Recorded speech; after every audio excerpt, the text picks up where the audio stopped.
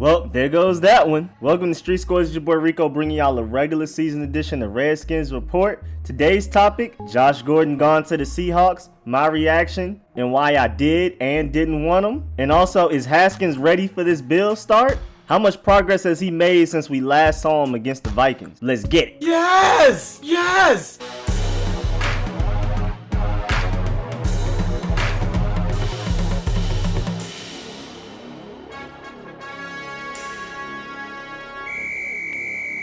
Josh Gordon. So many teams passed on him in the waiver wire. 27 of them to be exact, with the Redskins being third. The Seahawks, who were 28th, ended up getting him. Why?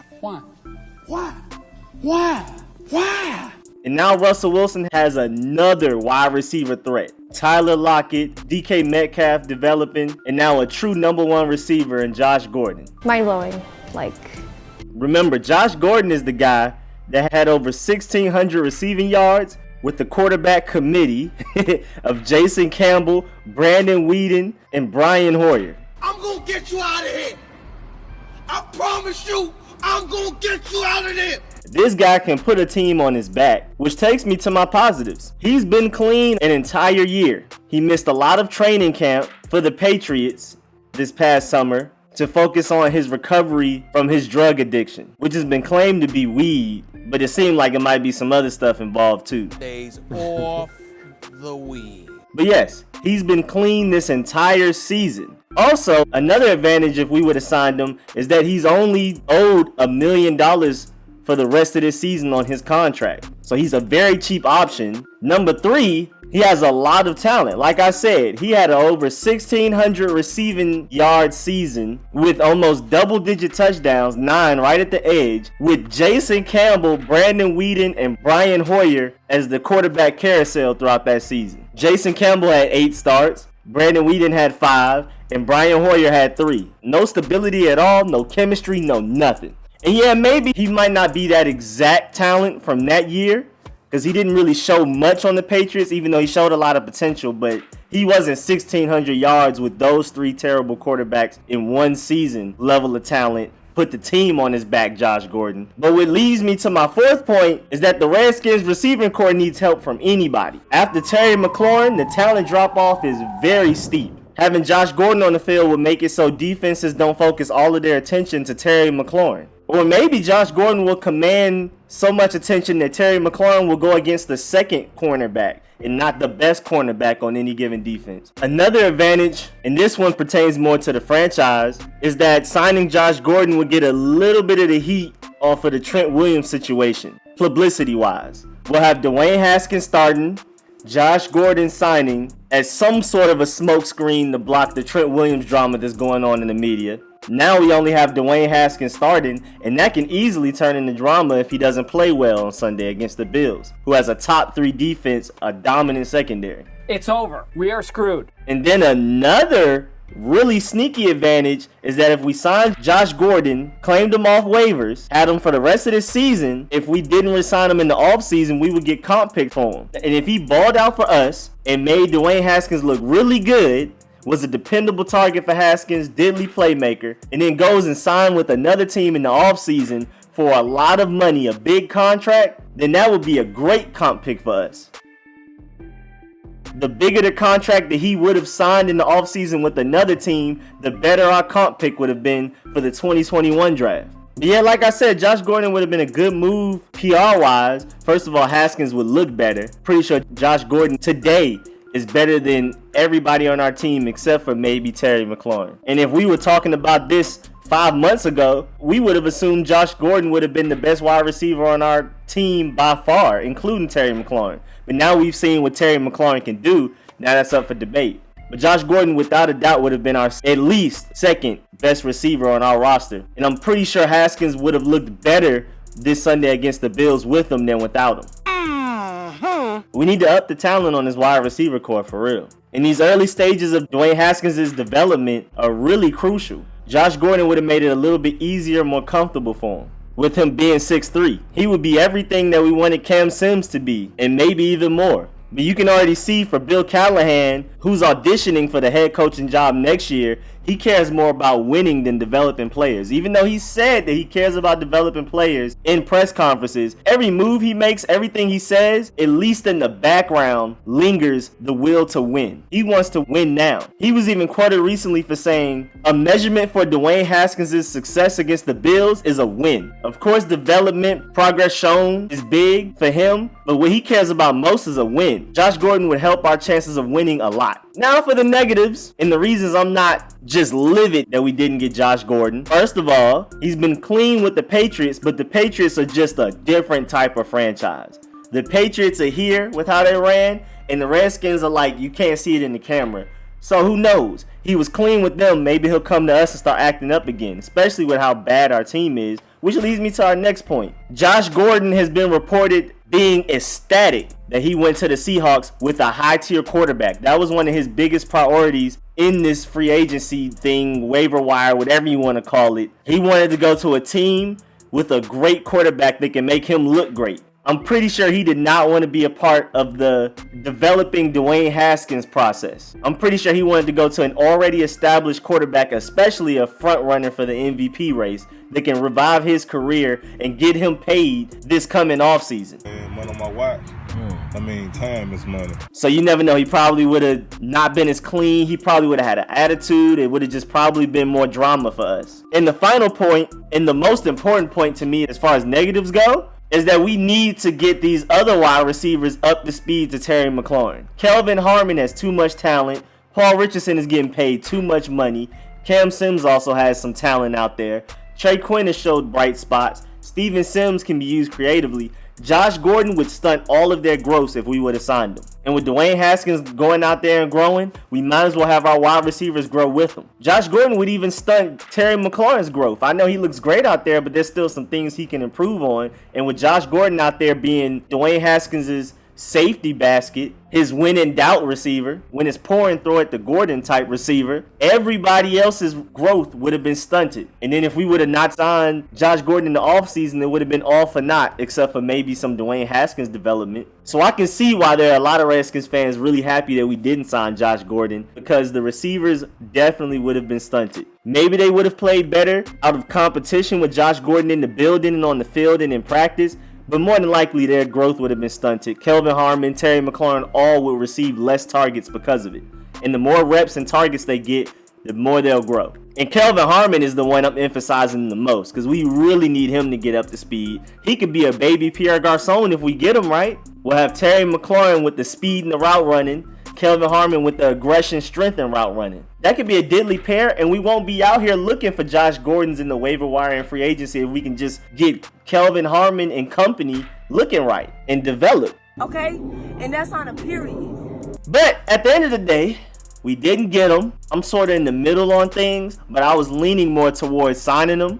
I like the advantages more than the disadvantages, but at the same time, since we didn't sign him, I'm not very upset. But we'll just have to see how he does in Seattle to see if we really missed out on a good one. Now, Dwayne Haskins. This won't be long. I just wanted to report what's been said about Dwayne Haskins since the Vikings game. First of all, he definitely is starting. We know that. Haskins has been getting the bulk of starting reps versus the starting defense and with the starting offense all week, especially with Case Keenum and concussion protocol. He's been very limited. But Kevin O'Connell has said that Dwayne Haskins has been locked in all week. Kind of honestly, I think I was really ahead of my time. Finally, he won't be coming in mid-game thrown to the Wolves. Finally, he'll have a full week of practice with the first team, offense and defense, to prepare him for the game. Finally, he has an offense built around him. But Kevin O'Connell said that Haskins has been in his office and Tim Rattay's office a lot this week preparing for this game on Sunday. I'm ready. They say he's been very focused and intense with his film review habits, asking questions, studying everything. He's clearly 110% into this. Finally! I know I've heard reports that when he was assumed to be the backup or not playing at all, he was getting lazy. He wasn't very into it. But now that he has been named the starter, he is 110% into this. And everybody has noticed. Kevin O'Connell, Bill Callahan, they've even seen improvement throughout the week. Yes! Yes!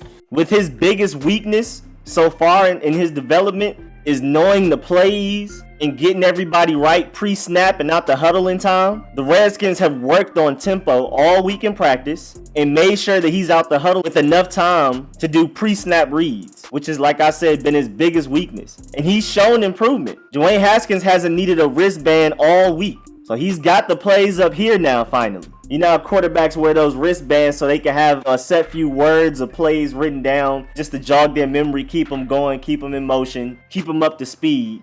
Dwayne Haskins hasn't needed that. This is something else. So between Bill Callahan, Kevin O'Connell, and Dwayne Haskins, they've been really working hard on this tempo thing. Because like I said, that's what's really been holding them back the most. And has been causing penalties for this team since he's played. But overall, offense-wise, Kevin O'Connell said that previously they've had 2 separate call sheets for Haskins and the other quarterbacks in these previous games. But this week, they've had a full game plan, 1 call sheet, and they're going to narrow it down today as they normally do with any starter. So they've had a focused game plan, have had a lot of plays, run them with him, seen how comfortable he is with them, and they've narrowed it down today in practice to the exact plays, game plan, scheme, all of that he's going to run for Sunday. So he's ready. So Dwayne Haskins will start on Sunday with Colt McCoy as his backup, as Case Keenum continues to go through. And sadly, when Bill Callahan was asked if Dwayne Haskins will continue starting from here on out, he basically deflected the question and said he just wants to focus on the Bills this week, which basically means he's not committing to Dwayne Haskins long term yet at all. Again, like I said earlier, Bill Callahan cares more about winning than anything else right now. And if Dwayne Haskins doesn't give him the best chance to win, then he will move on more than likely.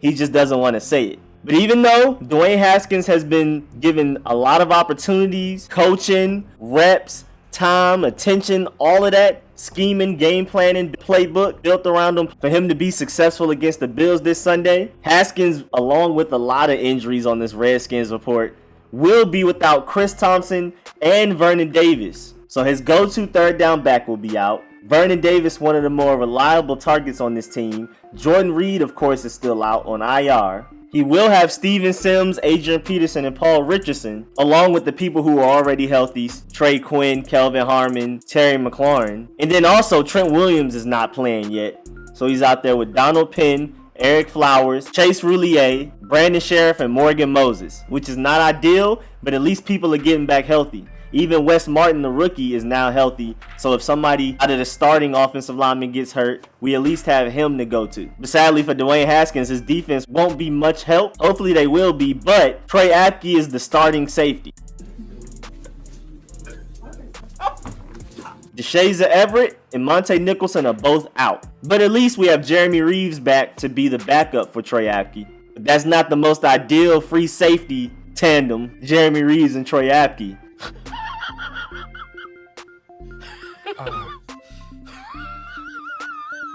But in conclusion, I do feel like Dwayne Haskins is well prepared for this game. Sadly, it's against probably the best defense the Redskins will play all season. But at least he's had a relatively long week, a week and a half, because last time the Redskins played was last Thursday. And the Redskins coaches, Kevin O'Connell and Bill Callahan, have done everything in their power to prepare him. Even though he should have been prepared since training camp, off season, all through preseason, and up to this regular season game and practices, he hasn't had that luxury, but at least in this past week and a half, they've done everything they can to get him ready.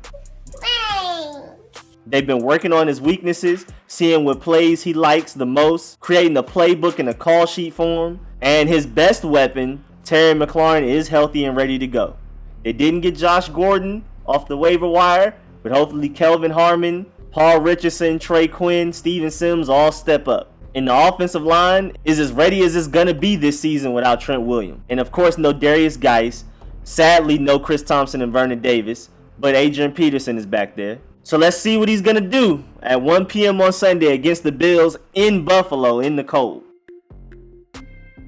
But that's it for this regular season episode of Redskins Report. Thanks for the view. I'm going to keep bringing y'all updates on the Redskins year-round. I'm going to bring y'all some Redskins reports, some debate topics like this, important updates like this, mock draft, interesting views, rankings, and grades on the team, random details and guides, game previews and reviews, and of course, I'm going to keep bringing them live streams, slightly before, during, and after game, where y'all can call in and all of that. Make sure y'all get in them comments and let me know, how do you feel about this whole Josh Gordon situation? Are you happy or upset that the Redskins didn't get him? And also, are you excited to see Dwayne Haskins start against the Bills? Do you feel like he's ready? Do you feel like he will succeed? And also, make sure y'all Dolomite fake punch that like button. Favorite this video if you loved it. Subscribe. I will subscribe back once I get to it. And most importantly, please comment and share. Get these comments rolling. I love the activity in the comments. I'm going to definitely reply back. And again, thank y'all for the support. I'll catch y'all later. I'm out.